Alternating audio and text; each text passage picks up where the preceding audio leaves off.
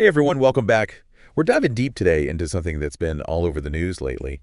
How democracies, can kind of shift into these more authoritarian systems. Right. It's a bit unnerving if you ask me, but we've got a ton of articles here, analyses of like historical transitions. Wow. Some even talk about what the public was thinking during these changes. It's all pretty fascinating stuff. Yeah. Political scientists, often call it democratic backsliding.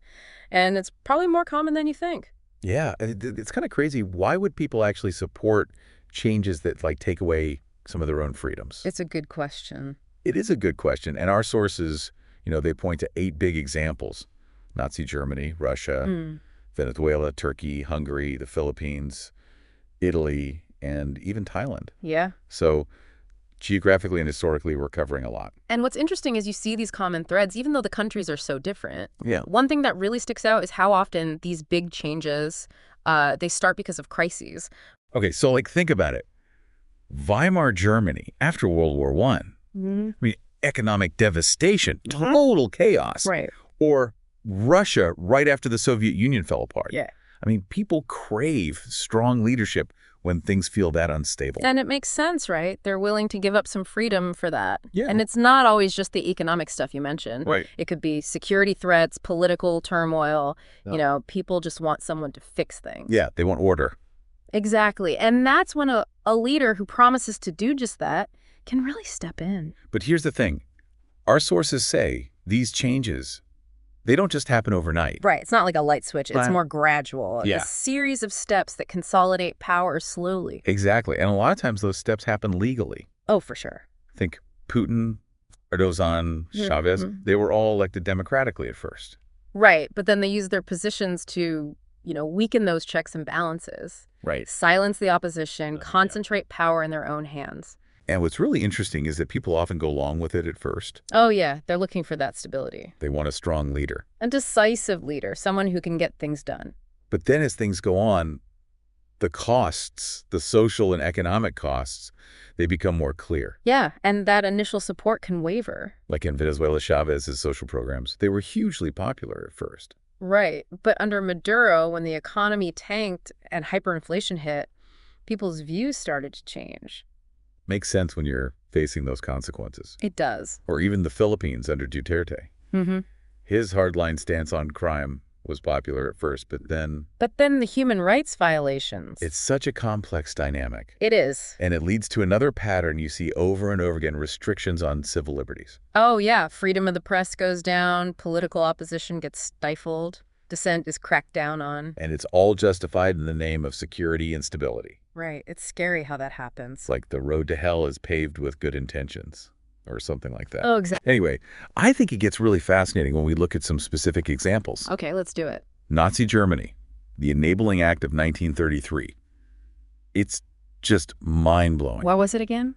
This single piece of legislation basically took apart a whole democracy. Wow. Public sentiment played a huge role, too. Oh, of course. Germany was in a terrible economic crisis after World War I, and there was a sense of national humiliation. Yeah, Hitler totally capitalized on that. Promising strength. A return to greatness. It was the perfect storm: economic hardship, wounded national pride, and then this leader steps in saying he can fix it all. Yeah, and people were so desperate for solutions that they overlook some really alarming things. It's like when times are tough, people make choices they might not otherwise even consider. Yeah, that desire for security and stability can outweigh concerns about freedom. Absolutely. Okay, Right. let's jump ahead to Russia. Okay. Our sources point to the annexation of Crimea in 2014 as a turning point for Russia. It really made Putin look like this strong leader standing up for Russia's interests. But it also gave him a reason to crack down on dissent.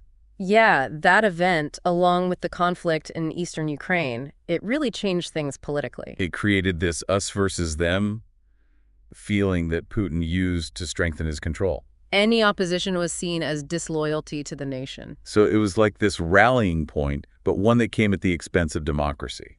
It makes you think about how easily things can be twisted to fit a certain agenda. It does. Now, Venezuela is totally different, but there are similarities. Okay. You see this stark contrast between how popular Chavez's social programs were at first and then the total economic disaster under Maduro. Oh, yeah.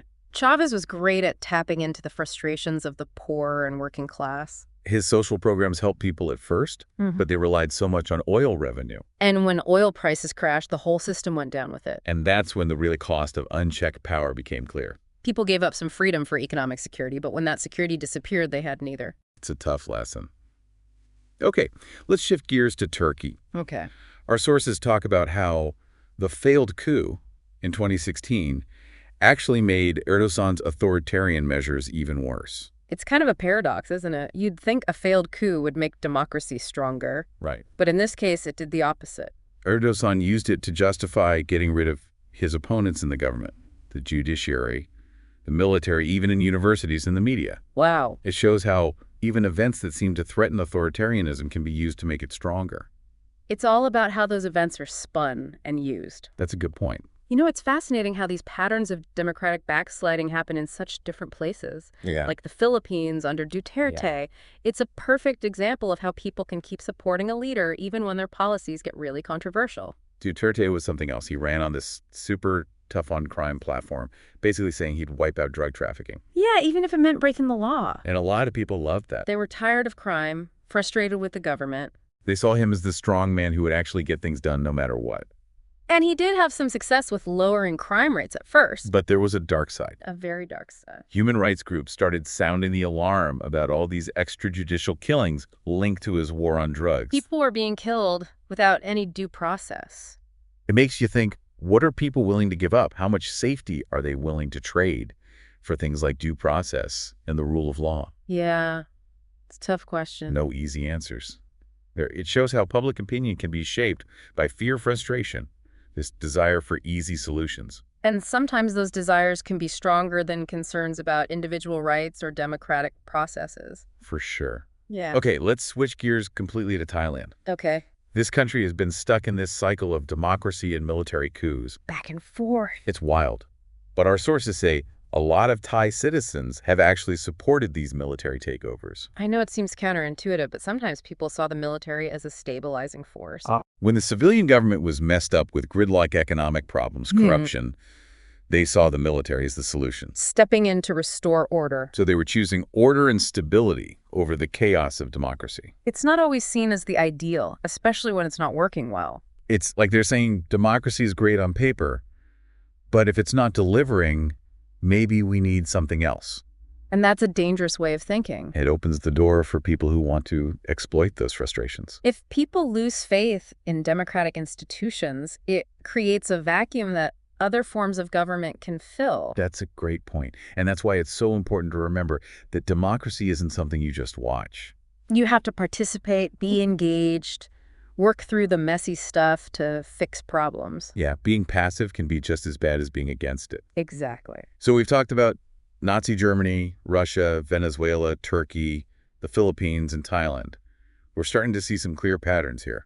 Definitely. But before we connect all the dots, Yeah, I think it's helpful to look at a couple more examples just to broaden our perspective. I like it. Let's look at Italy under Mussolini's fascist regime. It's a classic case of how a stable democracy can fall to authoritarianism.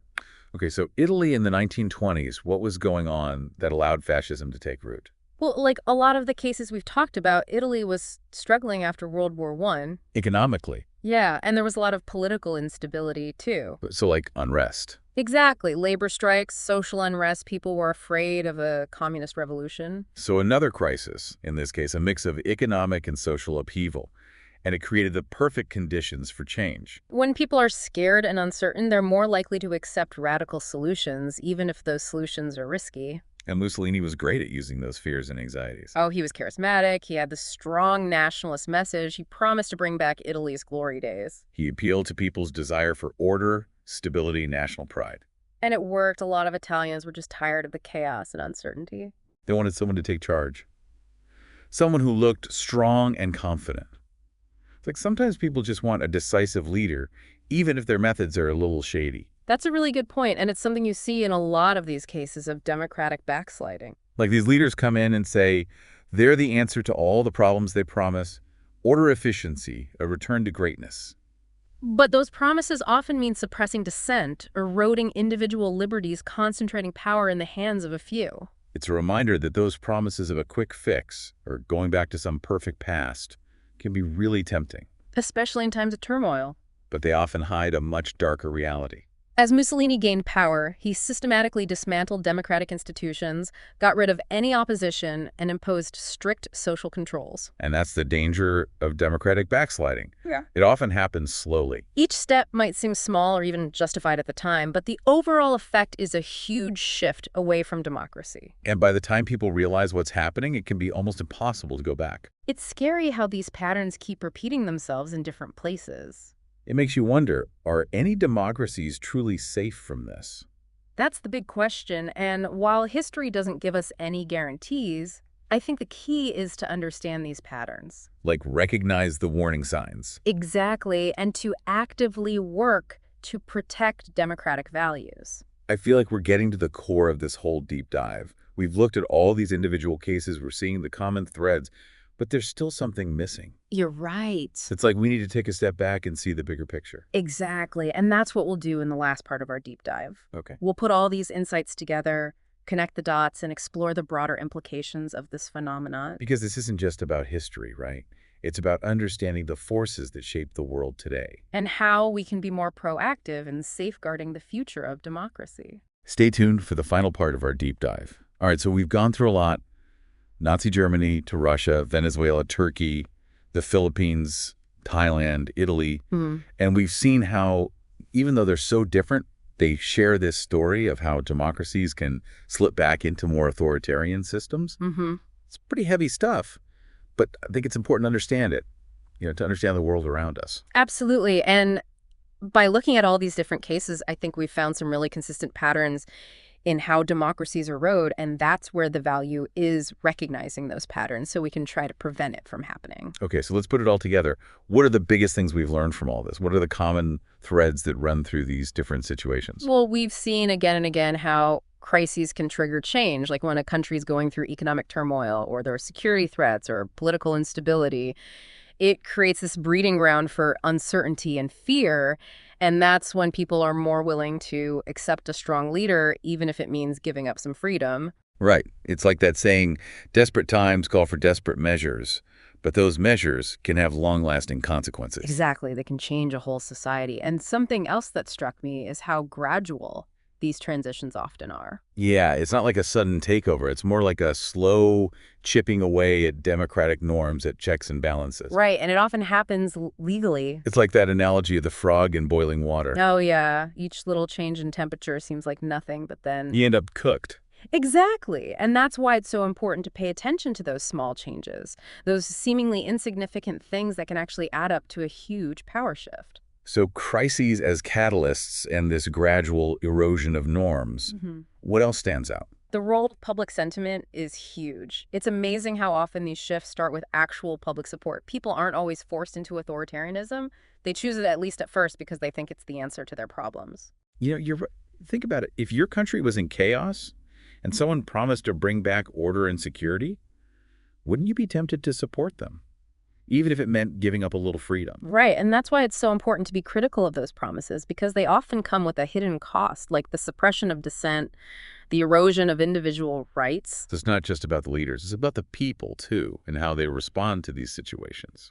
Exactly, and that response is often shaped by fear, by frustration, by this desire for simple solutions. And that desire can be really powerful. It can make people overlook some pretty alarming things. So we've got crises, gradual erosion, public sentiment, anything else? Yeah, the control of information, it's really important. These leaders often create a narrative that emphasizes threats, makes their opponents look bad, and promises a return to some glorious past. It's all about shaping how people see things. It's propaganda. Wow. So we've got crises, gradual erosion, public sentiment, control of information. Is that everything? Well, the last key takeaway is the erosion of civil liberties as these transitions happen. Freedom of the press goes down, dissent is shut down, political opposition is silenced. Does that slippery slope?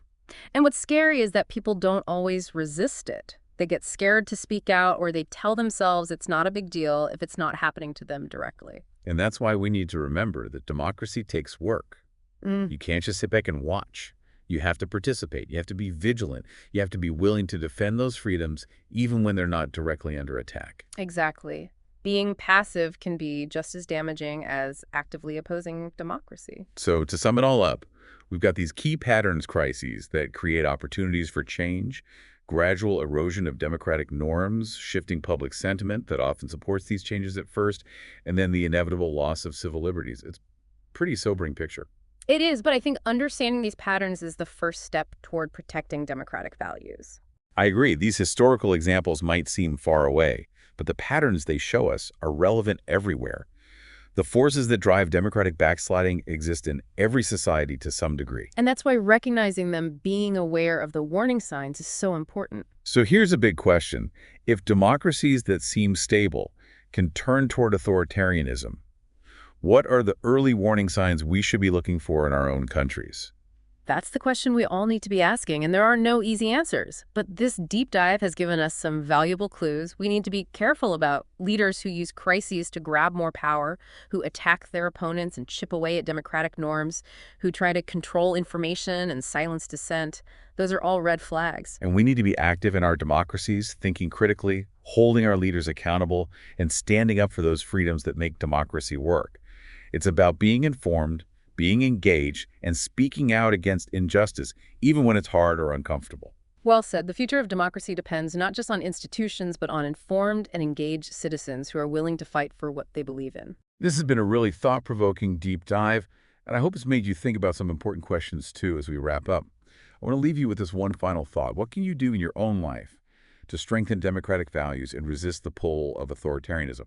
Something to think about until next time. Keep learning, keep questioning, and keep those critical thinking skills sharp.